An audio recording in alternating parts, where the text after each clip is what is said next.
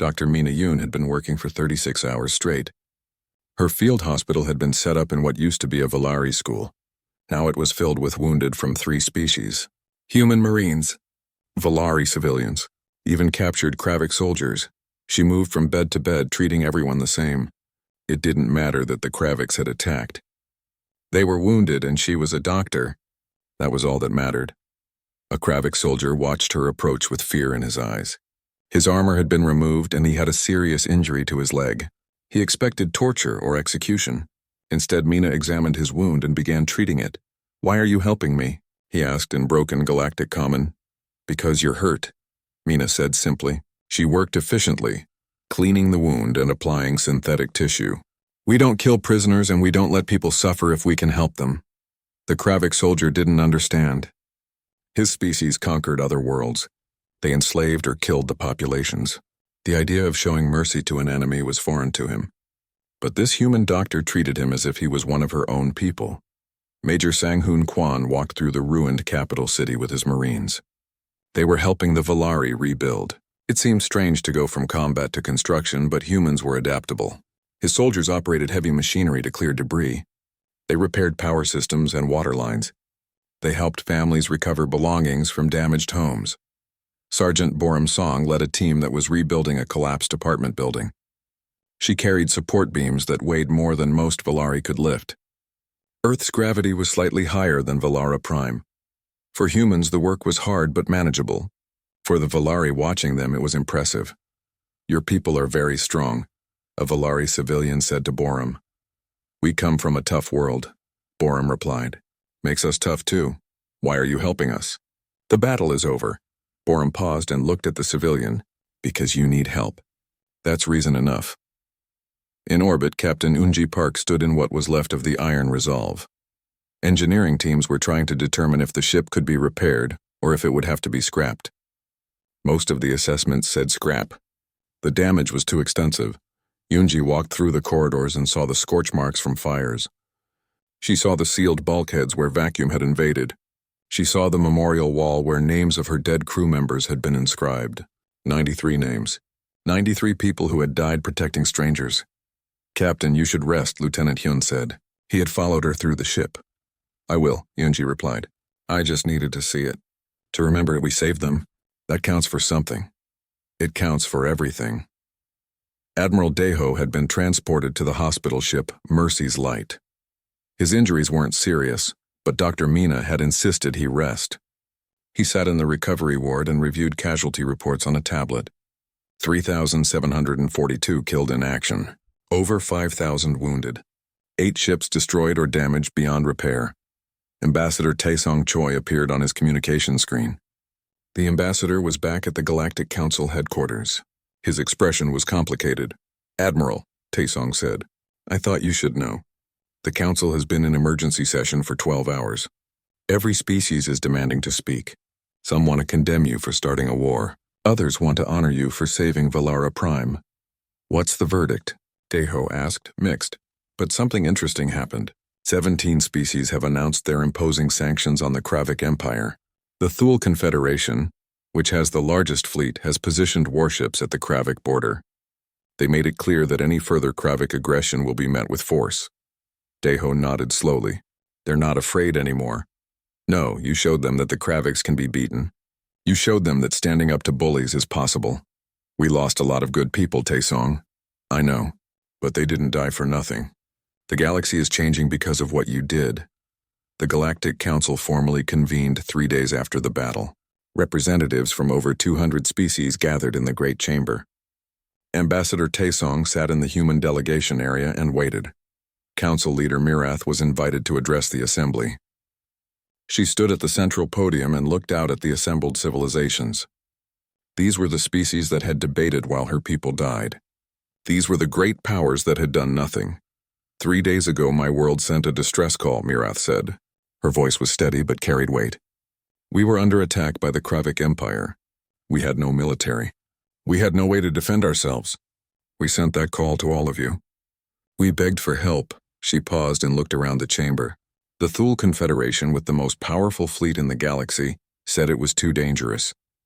The Zanari Republic said their trade agreements were too important. The Korath Union suggested we negotiate with our attackers. Every one of you had a reason to do nothing, so we faced death alone. Mirath's voice grew stronger, but someone answered. Humanity. A species most of you consider primitive and aggressive crossed the stars to help us. They brought 12 ships against a Kravik armada. They fought when outnumbered 3-1. They took damage that would have destroyed any of your vessels. They watched their friends die. They burned their ships to protect my people. They didn't ask for payment. They didn't demand territory or resources. They came because we asked for help. The chamber was silent. Mirath could see representatives shifting uncomfortably in their seats. Humanity lost over 3,000 people saving us, she continued. They lost 8 warships. Their fleet is crippled. And do you know what they did after the battle? Their Marines helped us rebuild. Their doctors treated our wounded and even treated captured Kravik soldiers. Their engineers repaired our infrastructure. They gave us supplies from their own limited stores. They did all of this while mourning their dead. Mirath looked directly at the council speaker. This council claims to represent civilization and justice. But when my people needed you, you failed us. Humanity, the species you call deathworlders and warmongers, showed us what true civilization looks like. They showed us that protecting the innocent isn't a policy debate. It's a moral imperative. She stepped down from the podium. The chamber remained silent for a long moment. Then one representative began to applaud. Then another. Within seconds, the entire chamber was applauding. Not all of them meant it. Some were embarrassed. Some were resentful. But they all recognized what had happened. The council speaker called for order. The council recognizes the actions of humanity at Valara Prime. We propose the following measures. First, humanity will be offered a permanent seat on the Galactic Council. Second, economic and military sanctions will be imposed on the Kravik Empire until they agree to withdraw from all conquered territories. Third, we establish a rapid response force to answer future distress calls, with humanity leading this force. Ambassador Taesong stood. Humanity accepts the council seat. We will help establish the rapid response force. But understand this. We didn't save Valara Prime for recognition or rewards. We did it because it was right. That's what we expect from everyone moving forward. The vote passed. The galaxy had changed. 3 months later, Admiral Deho stood on the bridge of his new flagship, the Unbreakable. The ship was fresh from the shipyards, built with lessons learned from the Battle of Valara Prime. Around him, the Rapid Response Fleet assembled, 30 ships from 12 different species, all volunteers, all ready to answer distress calls. Lieutenant Hyun, now promoted to commander, worked the tactical station. Captain Yunji, given command of one of the new battleships, appeared on the communication screen. Commander Jisoo, now leading a combined fighter wing with pilots from 4 species, checked in from the flight deck. Major Sang-hoon, promoted to colonel, commanded the Marine detachment. They were ready. The distress call came from a mining colony on the frontier. Raiders had attacked. The colony needed help. Admiral Deho looked at his fleet and smiled. They weren't alone this time. 12 species had volunteered to respond. All ships prepare for FTL jump, Deho ordered. We have a distress call to answer. The fleet jumped to FTL. As they traveled through the emptiness between stars, Deho thought about the 3,000 people who had died at Valara Prime. They had sacrificed everything to save strangers. Their deaths had changed the galaxy. Other species had learned that protecting the innocent was worth any cost. On Valara Prime, a monument had been built in the capital city. It listed the names of every human who had died in the battle. Council leader Mirath visited the monument every day. She would stand there and read the names, making sure they were never forgotten. Valari children played in the rebuilt streets. They didn't remember the terror of the Kravik attack, but they learned about it in school. They learned about the humans who came when no one else would. They learned that heroes weren't the ones with the biggest guns or the fastest ships. Heroes were the ones who showed up when needed. The phrase "humanity answered" became common across the galaxy. When disasters struck, when attacks happened, when people needed help, they would send their distress calls with hope. Because they knew that somewhere humans were listening, and if humans heard, they would come. The research facility sat deep underground, hidden beneath 300 meters of rock and steel. Inside his workshop, Engineer Hyun stared at the monitoring screens that covered an entire wall. Each screen showed data from the Vorath fleet. Ships drifting, communications breaking down, systems failing one after another. His creation was working perfectly. That should have made him proud. Instead, he felt sick. Hyun was 38 years old, thin and tired-looking. He hadn't slept properly in 3 days, not since Ghost Protocol activated. He had built this weapon 5 years ago when Earth's intelligence services learned the Vorath were planning expansion into human territory. The project was classified at the highest level. Only 12 people in the entire government knew it existed. "Stop staring at the screens," a voice said from the doorway. Hyun turned to see Dr. Yoon-ji entering his workshop. She was a xenobiologist, someone who studied alien species and their behavior. She had worked with Hyun before, helping him understand how different alien civilizations organize their technology. "I can't stop," Hyun said. "Those are people up there, dying because of what I created." Yoon-ji walked over and stood beside him. She looked at the screens with a clinical eye. "They're dying because their leaders chose to invade us. You gave us a way to defend ourselves without killing anyone directly." "Without killing anyone directly," Hyun repeated bitterly. "That's a nice way of saying I'm letting them starve and freeze in space." On the screens, one particular ship caught Yoon-ji's attention. Its distress beacon was flashing in a specific pattern. She had studied Vorath communication protocols. This pattern meant the ship was running out of life support. "How long before their supplies run out?" she asked. "Depends on the ship," Hyun replied. "The big ones have enough for maybe 2 weeks. The smaller ships? 3 or 4 days," he rubbed his eyes. "I built Ghost Protocol to stop an invasion, not to watch people die slowly." Captain Bora's voice came through the facility's communication system. "Engineer Hyun, this is Captain Bora. I'm patching through some intercepted Vorath communications. You should hear this." The speakers crackled, and then a Vorath voice filled the workshop. It was speaking in the Vorath language, but the computer translated it automatically. "This is Commander Nall of the vessel Darkwind. Our life support is failing. We have 300 crew members.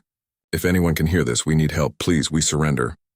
More voices followed, ships reporting critical failures, crews begging for assistance, officers trying to maintain order as their people panicked.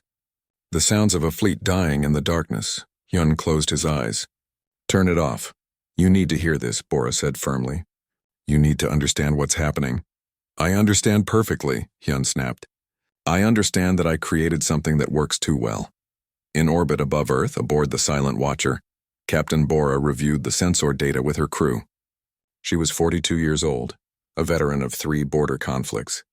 She had seen death before, but this felt different. This felt like watching someone drown while standing safely on the shore. "Captain, we're detecting weapons fire," her tactical officer reported. "Sector 7. 2 Vorath ships are attacking each other." Bora pulled up the visual feed. 2 massive warships were exchanging fire at close range. Their shields flickered and failed. Explosions blossomed in the vacuum as weapons found their targets. "They can't identify each other," Lieutenant Tae-sung explained from Earth. He was monitoring all the Vorath communications. "Without their navigation network, their identification systems don't work. They see another ship and assume it's hostile." "How many ships have destroyed each other?" Bora asked. 23 confirmed, Tae-sung replied. "Maybe more. It's hard to track them all." In the Earth Central Command War Room, Admiral Dae-won listened to the same reports. Officers around him debated what to do next. Some wanted to finish off the Vorath fleet while it was helpless. Others argued for mercy. Counselor Jae-hee, a senior political advisor, stood at the Admiral's side. She was 55 years old, experienced in both war and diplomacy. "We need to make a decision," Jae-hee said. "The longer we wait, the more of them will die. If we're going to help them, we need to do it soon." "Help them?" Another officer protested. "They came here to destroy us. We should let them suffer the consequences." "The consequences," Dae-hee replied coldly, "are that we become executioners." "Is that what humanity stands for?" Dae-won raised his hand for silence. "Before we decide anything, I need information. Dr. Yoon-ji, you've studied the Vorath. What can you tell us about their psychology?" Through the communication link, Yoon-ji's voice was thoughtful. "The Vorath are interesting. They're aggressive and militaristic, yes, but they achieve that through absolute reliance on technology. They don't teach survival skills. They don't train their people to think independently. Everything is automated, controlled, managed by computers." "Which means?" Dae-won prompted. Which means they're helpless without their systems, Yunji explained. A human crew could survive this situation. We teach backup procedures, manual navigation, emergency protocols. The Vorath don't. They assumed their technology would never fail. She paused. In a way, we didn't just disable their fleet. We exposed their greatest weakness. Back in his workshop, Hyun was reviewing the Ghost Protocol code. Theoretically, he could reverse it. He could send a signal that would restore the Vorath navigation systems, but that would require human ships to enter the scattered fleet and transmit the restoration code directly to each vessel. It would take time. It would put human lives at risk. Could we reverse it? Daewon asked, as if reading Hyun's thoughts. Yes, Hyun admitted, but it's not simple. Each ship would need to receive the restoration code individually. Our ships would have to go out there, get close to Vorath vessels that might panic and attack us. How many ships would we need? Bora asked. At least 50, Hyun calculated. Maybe more. And it would take days. On the Crimson Blade, High Commander Vex was losing control. His officers argued constantly. Some wanted to try random hyperspace jumps, hoping to find their way home by chance. Others insisted that jumping without coordinates would only make things worse. Silence. Vex roared. His face was flushed with rage and something else. Shame, perhaps. He had led his fleet into disaster. We are Vorath. We do not beg for help from inferior species. Commander Nal, his second officer, stepped forward. Nal was younger than Vex, less rigid in his thinking. Commander, our people are dying. Pride won't save them. Are you suggesting surrender? Vex's voice was dangerous. I'm suggesting survival, Nal replied calmly. The humans defeated us without firing a shot.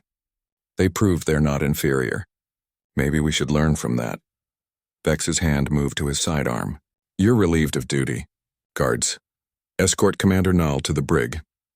But Nal continued speaking, his voice carrying across the bridge. How many ships have we lost? How many crew members are dead because we're too proud to admit we were wrong? Several officers were listening now, doubt showing on their faces. Vex drew his weapon. I said you're relieved. Then relieve me, Nal said quietly. But know this, I'm going to broadcast a message to the humans. I'm going to request surrender. And any ship that wants to join me can do so. You'll be executed for treason, Vex promised. Better executed than dead from stupidity, Nal replied. In Earth's war room, Taesung suddenly sat up straight. Admiral, I'm receiving a transmission. It's from a Vorath commander named Nal. He's requesting terms of surrender. Everyone stopped talking. Daewon walked to Taesung's station. Play it, he ordered. Nal's voice filled the war room. It was steady, without the arrogance that had marked earlier Vorath communications. Human forces, this is Commander Nal of the Vorath Empire fleet. We came to your space as invaders. You defeated us with skill and intelligence. We acknowledge this. We are lost, our people are dying, and our pride has cost us everything. I am requesting terms of surrender on behalf of any Vorath ship that will follow me. We place ourselves at your mercy. The transmission ended. In the silence that followed, every officer in the war room turned to look at Admiral Daewon. He stood very still, thinking. Then a single gunshot crackled through the intercepted Vorath communications. Screams followed. Chaos. Commander Nal's signal went dead, Taesung reported quietly. High Commander Vex executed him. Hyun, listening from his workshop, felt something break inside him. A man had died trying to save his people, died because he chose sense over pride. Admiral, Hyun said through the communication link, I'm ready to reverse Ghost Protocol. But you need to decide now. Do we save them or let them die? Daewon looked at the faces around him. Warriors and politicians. Humans with the power to choose mercy or revenge. We save them, he said finally, but on our terms, and they'll remember this moment for the rest of their history. The dark wind was dying. Commander Nal's ship drifted through empty space, its life support systems failing one by one. Inside, 300 Vorath crew members huddled in the main corridors where the remaining heat gathered. Their breath created fog in the cold air. Officer Kren sat against a bulkhead watching his people suffer. He was 28 years old, one of the youngest officers in the fleet. Before this disaster, he had believed the Vorath were invincible. Now he knew better. Sir, the recyclers are failing, a technician reported. Her name was Vess, and she looked exhausted. We have maybe 12 hours of breathable air left. Kren nodded slowly. Around him, Soldiers who had been ready to conquer planets now lay shivering and afraid. Some prayed to old Vorath gods that few believed in anymore. Others simply stared at nothing, waiting for the end. "Has there been any response to our distress beacon?" Kren asked. "Nothing," Vess replied. "Either no one is listening or no one cares." On another ship, the Crimson Blade High Commander Vex sat alone in his command chamber. Commander Naal's body had been removed from the bridge. The crew was silent now, working their stations with mechanical efficiency. But Vex could feel their hatred. They blamed him for refusing surrender. They blamed him for Commander Naal's death. Perhaps they were right to blame him. Vex had spent 40 years in the Vorath military. He had conquered 6 worlds personally. He had never retreated, never surrendered, never shown weakness. And now at the peak of his career, he had led his entire fleet into destruction. Not through human weapons, but through human cleverness. He looked at his personal display screen. It showed the fleet status. Every few minutes, another ship went dark, dead, lost. The number of operational vessels decreased steadily. Within a week, the entire invasion force would be gone. "They defeated us without firing a shot," Vex said to the empty room. "How is that possible?" On Earth, Captain Bora prepared her ship for a dangerous mission. She stood in the Silent Watcher's ready room, briefing her crew of 35 men and women. "We're going out there," she explained, pointing to a star map that showed the scattered Vorath fleet. "Our mission is to deliver restoration codes to as many ships as possible. This will restore their navigation systems." "Why are we helping them?" a young pilot asked. Her name was Sunhee, and she looked angry. "They came here to kill us." "Because Admiral Daewon ordered it," Bora replied simply. "And because we're better than they are. We proved that by choosing mercy when we could choose revenge." Sunhee didn't look convinced, but she nodded. "Understand this," Bora continued. "We'll be approaching hostile warships. They're scared and desperate. They might attack us even though we're trying to help. Stay alert. Stay professional. And remember, we're representing all of humanity out there." In the underground facility, Hyun worked frantically to prepare the restoration codes. Dr. Yoonji sat across from him, reviewing psychological profiles of the Vorath. "You need to understand something," Yoonji said. "The Vorath built their entire civilization on the idea of technological superiority. We just proved that idea wrong. This will change them fundamentally." "Good," Hyun muttered, focused on his coding. "Maybe they'll think twice before invading someone else." "It's more complex than that," Yoonji continued. "When you destroy someone's fundamental belief about themselves, they either adapt or break completely. We need to be careful about how we do this." Hyun stopped typing and looked at her. "You think we should just let them die? That would be easier?" "No," Yoonji said firmly. "I think we should help them, but we need to be smart about it. We're not just restoring their navigation systems. We're teaching them a lesson about humility. If we do this wrong, they'll resent us forever. If we do it right, we might actually create something better." Lieutenant Tae-sung's voice crackled through the facility's speakers. "Dr. Yoonji, I'm receiving another transmission. You should hear this." The speakers came alive with a young Vorath voice. It was Officer Kren from the Dark Wind. "Human forces, this is Officer Kren. I know Commander Naal tried to surrender and was executed for it. I know you probably think we're all like High Commander Vex, but we're not. Most of us are just soldiers following orders. We didn't want this war. We just want to go home. If you can hear this, please. Help us." The transmission ended. Yoonji and Hyun looked at each other. "That's the voice we need to answer to," Yoonji said quietly. In Earth Central Command, Admiral Daewon listened to the same message. Counselor Jae-hee stood beside him, reviewing reports from the Intelligence Division. "We've identified the ship that transmission came from," Jae-hee said. "The Dark Wind. It's one of the vessels in the worst condition. Life support critical. Maybe 12 hours left." "Then the Dark Wind gets help first," Daewon decided. "Captain Bora, did you hear that transmission?" "Yes, sir," Bora replied. She was already in space, approaching the debris field where the Vorath fleet drifted. "We're altering course to reach the Dark Wind." "Be careful," Daewon warned. "Even desperate animals can bite." Bora smiled grimly. "I'm counting on them being smarter than animals, sir." The Silent Watcher moved through space, its sensors sweeping for threats. The Vorath fleet was scattered across millions of kilometers. Some ships were so far apart they couldn't even detect each other. It was a scene of absolute devastation, and not a single weapon had been fired by human forces. "Contact," Soon he announced from the pilot station. I'm reading a Vorath vessel ahead. Configuration matches the Darkwind. Bora leaned forward. The Darkwind appeared on the view screen, listing badly to one side. Its hull was dark except for a few emergency lights. It looked dead already. Hail them, Bora ordered. Tae-sung established the communication link. Channel open, Captain. Vorath vessel Darkwind, this is Captain Bora of the human ship Silent Watcher. We received your distress call. We're here to help. For a long moment there was no response. Then Officer Kren's voice came through, filled with disbelief. You're actually here? This isn't a trick? No trick, Bora replied. We're transmitting restoration codes now. Your navigation systems will come back online in approximately 10 minutes. After that, we'll guide you to a safe location where you can make repairs. On the Darkwind, Kren stared at his console in shock. Data was flowing in, clean and uncorrupted.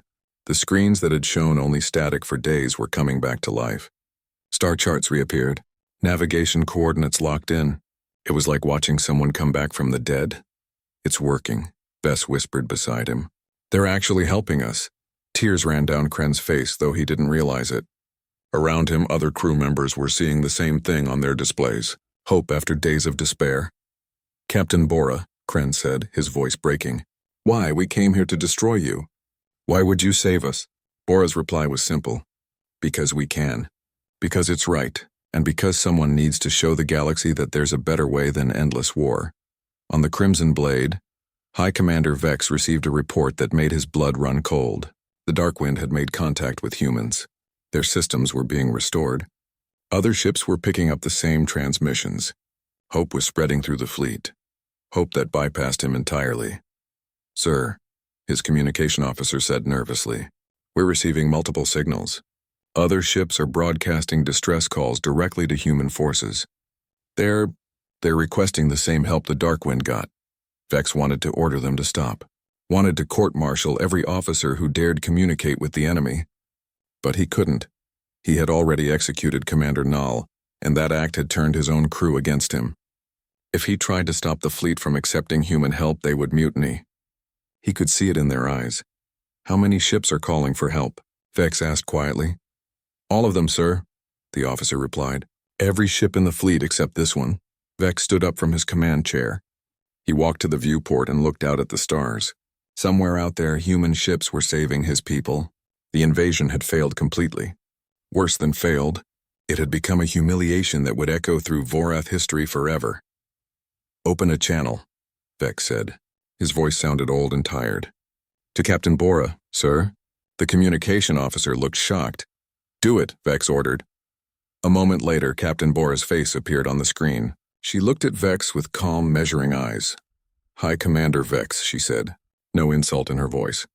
No mockery. Just acknowledgement, Captain Bora, Vex replied. I executed Commander Null for trying to surrender to you. I know, Bora said. We heard it happen. He was right to try, Vex continued. And I was wrong to stop him. I let my pride kill my own officer. I let my pride kill hundreds of my people. He paused. The Crimson Blade requests assistance. We surrender. Those last 3 words physically hurt him to say. Bora nodded slowly. We'll send a ship to you. Your navigation will be restored. Your people will go home. Just like that? Vex asked. No demands? No punishment? Oh, there will be demands, Bora replied. But first we keep you alive. That's what humans do. The transmission ended.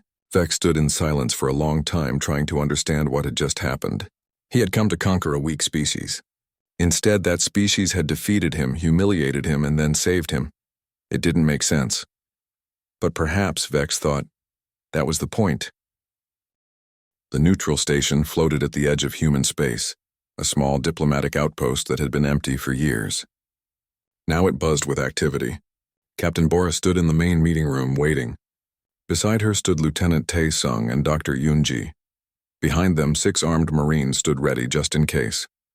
Across the room, a door opened. Officer Kren entered, flanked by 2 Vorath guards. He looked different than he had sounded over the communication channels. Younger than Bora expected. Tired but determined. He wore a simple Vorath uniform without decorations or rank insignias. Captain Bora, Kren said, stopping a respectful distance away. Thank you for meeting with me, Officer Kren, Bora replied. Where's High Commander Vex? I expected to negotiate with your fleet commander. Kren's expression darkened. High Commander Vex is no longer in command. The fleet voted. They removed him from power after what happened with Commander Nal. He paused. Vex is in custody aboard the Crimson Blade. The crew wants him tried for murder and incompetence. Dr. Yunji leaned forward with interest. You had a mutiny? A peaceful transition of authority, Kren corrected carefully. No one else died. We've had enough death. He looked directly at Bora. I'm here representing what's left of our fleet. 432 ships survived. We lost more than 400 vessels to system failures, accidents, and friendly fire. The number hung in the air.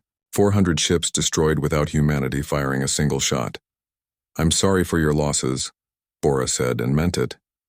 Kren studied her face, as if trying to understand how an enemy could express sympathy. You saved us. After we came here to destroy you, you saved us. Why? Because we could, Bora replied simply. Because choosing to help when you have the power to hurt is what makes us human. Is that a common human trait? Kren asked. Or are you unusual? It's common enough, Bora said. But it's not universal. There are humans who wanted to let your fleet die. There were debates, arguments. Some people thought mercy was weakness. What do you think? Kren asked. Bora considered the question. I think mercy is the hardest choice. It would have been easier to watch you all die. Emotionally simpler. But easy choices don't build a better galaxy. In Earth Central Command, Admiral Daewon watched the meeting through a live feed. Counselor Jae-hee stood beside him along with Engineer Hyun. They had been monitoring the negotiations for hours. She's doing well, Jae-hee observed. Better than a trained diplomat might. Bora understands something important, Daewon replied. This isn't about winning. It's about what comes after winning. Hyun shifted uncomfortably. Are we really going to let them just leave? Go back to their empire like nothing happened? No, Daewon said firmly. They'll leave with conditions. Strict ones. But we won't turn this into an occupation or endless punishment. That would just create future enemies. Back on the station, Kren had taken a seat across from Bora. The Vorath officer looked exhausted, running on pure determination. I need to be honest with you, Kren said. Our empire will see this as a humiliation. They'll want revenge eventually. Not now, maybe not for years. But someday someone will push for another attack. We know, Bora replied. That's why we need to establish consequences that last. Kren nodded slowly. What are your terms? Bora pulled up a holographic display. It showed a document prepared by Earth's diplomatic corps. First, all Vorath ships must leave human space immediately. No exceptions. You'll be given complete navigation data for the fastest route home. Agreed, Kren said without hesitation. Second, the Vorath Empire must sign a non-aggression treaty, 100 years minimum. No military vessels in human space. No territorial claims. No hostile actions. Kren winced but nodded. I'll have to take that to our government, but I'll recommend they accept. Third, Bora continued, and this is important.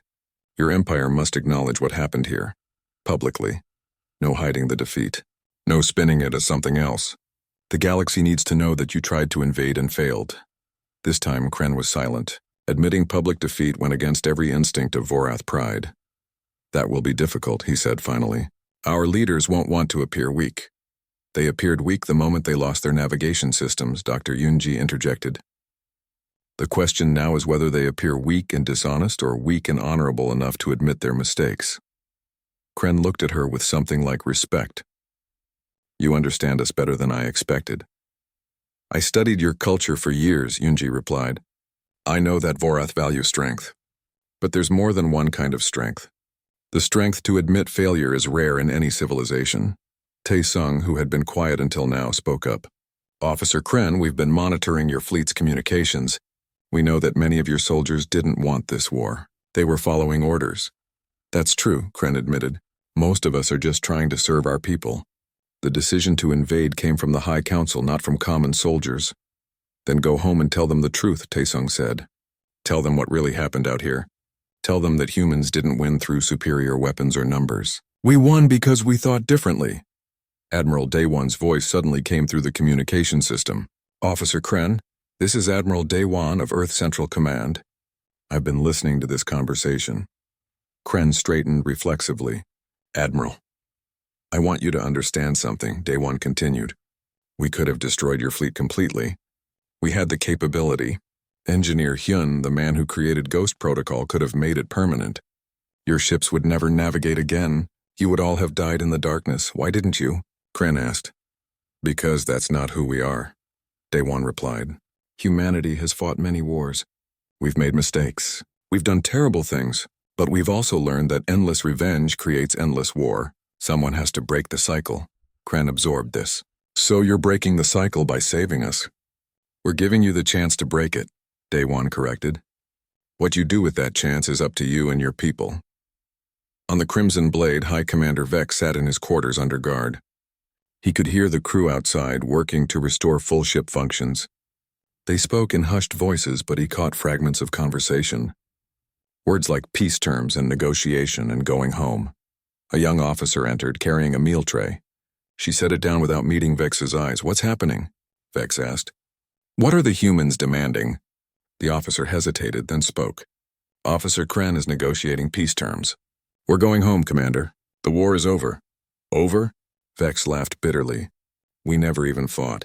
How can a war be over when it never began? Maybe that's the point, the officer said quietly. Maybe this is what happens when you fight an enemy that thinks differently than you expect.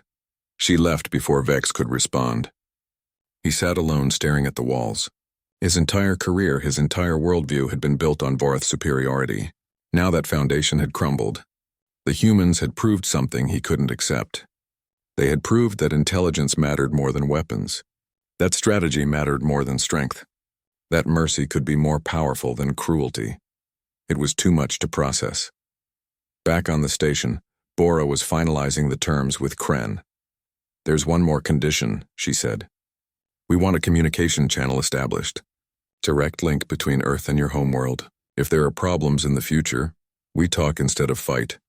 A permanent diplomatic channel, Kren said. That's actually reasonable. We're trying to be reasonable, Bora replied.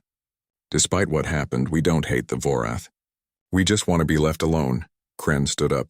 The Vorath and humans faced each other across the table. I'll take these terms to what's left of our command structure. But I think they'll accept.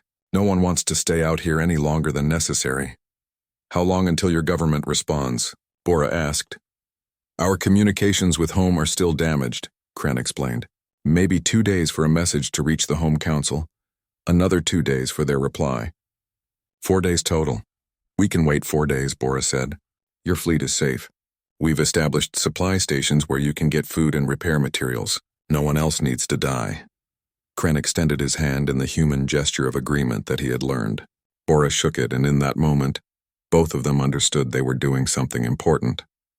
Not just ending a war, but possibly preventing future ones. As Kren prepared to leave, he paused at the doorway. Captain Bora, I have a question. When we do leave, when we go back to Vorath space and tell our people what happened, they'll ask me one thing. They'll ask me what humans are like. What will you tell them? Bora asked. Kren thought for a moment. I'll tell them that humans are dangerous, but not in the way we expected. I'll tell them that you're dangerous because you make us question everything we thought we knew about strength and power. He smiled slightly. And I'll tell them that it's better to have humans as friends than enemies. That's all we really want, Bora replied. Friends, or at least respectful neighbors. After Kren left, Dr. Yunji turned to Bora. Do you think this will work? Do you think the Vorath will keep their word? Bora looked out the station window at the stars. Out there, hundreds of alien ships waited to go home. I think they'll keep it because they have no choice. We didn't just defeat them militarily. 6 months had passed since the Valorian massacre. Daeho's ship approached Earth, and what he saw made him question if he had come to the wrong planet. Massive shipyards floated in orbit, each one larger than any city he had ever seen. Thousands of vessels moved between them like schools of fish. These were not cargo ships. These were warships, sleek and deadly, covered in weapon systems that Daeho had never seen before. Is this really Earth? Taman asked, his voice filled with wonder. According to our navigation systems, yes, Hana replied. She pulled up more data on her screen. Captain, there are similar construction sites above Mars and Luna. They're building a fleet. How? Youngji asked. Where did all this come from? 6 months ago, we barely had any military ships. A communication came through before anyone could answer. Morningstar, this is Earth Defense Control. You are cleared for landing at Military Base 7.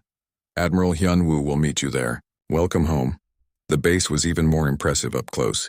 Daeho had been to many human facilities, but this one was different. Everything was new, efficient, and clearly built for war. Soldiers moved with purpose through the corridors. The walls displayed tactical information and star charts that marked Kryn movements across the galaxy. Admiral Hyunwoo was waiting for them in a conference room. He was an older man with gray hair and sharp eyes that seemed to see everything. He smiled when Daeho and his senior crew entered. "Captain Daeho," the admiral said, shaking his hand. "I've read your report about the Valorian station. Good work rescuing those survivors." "Thank you, sir," Daeho said. "But I need to know what's happening. What is all this?" Hyunwoo gestured for them to sit. "What you're seeing is humanity finally showing its true face. Tell me, Captain, what do you know about Project Rebirth?" Daeho shook his head. "Nothing, sir." "That's because it was classified at the highest level," Hyunwoo explained. "When humanity first made contact with alien species 85 years ago, our leaders made a decision. We would appear weak. We would take the role of traitors and miners. We would let the galaxy dismiss us as insignificant. But why?" Hana asked. "Because we needed time," Hyunwoo said. "Time to study their technology. Time to learn their weaknesses. Time to prepare for the day when being nice and peaceful was no longer enough." He activated a holographic display in the center of the table. "This is Dr. Sujin. She leads Project Rebirth." A woman's face appeared in the hologram. She looked tired but excited. "Hello," she said. "I wish I could be there in person, but I'm currently overseeing the final tests of our new weapon systems." "Dr. Sujin," Hyunwoo continued, "has spent 30 years reverse engineering alien technology. But we didn't just copy it. We improved it. We combined it with human innovation to create something entirely new." Sujin's hologram changed to show ship designs. "Every major species in the galaxy has weaknesses," she explained. "The Kryn rely on heavy shields and powerful forward guns. Their ships are strong but slow. The Veltrax use swarm tactics with small, fast fighters. The Morvians prefer long-range bombardment. We studied them all. And we built ships specifically designed to counter each one," Hyunwoo finished. "Our weapons can pierce Kryn shields. Our point defense systems can handle Veltrax swarms. Our ships are faster and more maneuverable than anything the galaxy has seen." Daeho felt his mind racing. "How many ships do we have?" 2,000 combat vessels, Hyunwoo said, with more being built every day. "We've been using our asteroid mining operations as cover. Every mining ship that left human space came back with refined materials for the shipyards. The galaxy thought we were just digging up rocks," Taemin said, understanding dawning on his face. "But we were building an armada." "Exactly," Hyunwoo confirmed. "And now the time for hiding is over. The Kryn attack on the Valorians was the final straw. They've attacked 6 more stations since then. The Union does nothing. They're paralyzed by politics and fear." Young-ji leaned forward. "What are we going to do?" "Humanity is withdrawing from the Galactic Union," Hyunwoo said. "Ambassador Boram is delivering the message to the Council as we speak." At that exact moment across the galaxy, Ambassador Boram stood before the full Union Council. She was a small woman, but her voice carried power. "Members of the Council," she said, "humanity has served the Union faithfully for 85 years. We have followed your laws. We have paid our dues. We have asked for nothing but fair treatment." Council member Voss laughed. "Is this about the Valorian incident?" "Really, Ambassador, your species needs to develop thicker skin." Boram's eyes narrowed. "In the past 6 months, the Kryn Dominion has attacked 8 civilian stations. They have killed over 15,000 sentient beings, and this council has done nothing. You hide behind words like investigation and diplomatic solutions while innocent people die." "The galaxy is not a safe place," another council member said. "Perhaps these species should have been better prepared." "Perhaps," Boram agreed. "Which is why humanity has decided to prepare ourselves. Effective immediately, we are withdrawing from the Galactic Union. We will no longer follow your laws or accept your authority. Humanity will chart its own course." The council chamber erupted in noise. Species shouted over each other. Voss stood up, his face twisted in anger. "You cannot simply leave the Union. There are procedures. Treaties." "We signed those treaties as equals," Boram said calmly. "But you have never treated us as equals. You have dismissed our concerns, mocked our warnings, and ignored our pleas for justice. The treaty is void. This is ridiculous, Voss said. What will you do, little humans? Build your own fleet? Fight your own wars?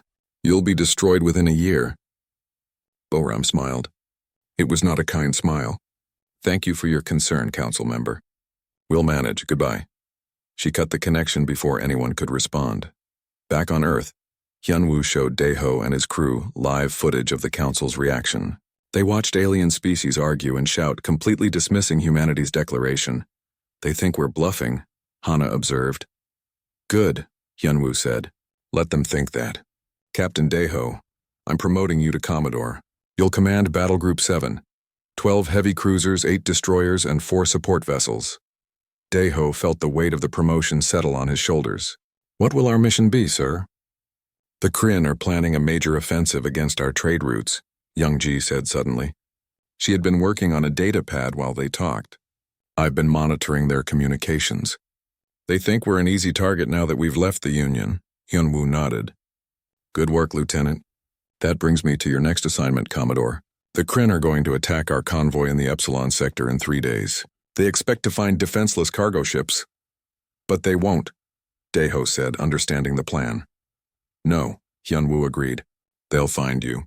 And when they do, you'll show them exactly what happens when someone mistakes human kindness for human weakness.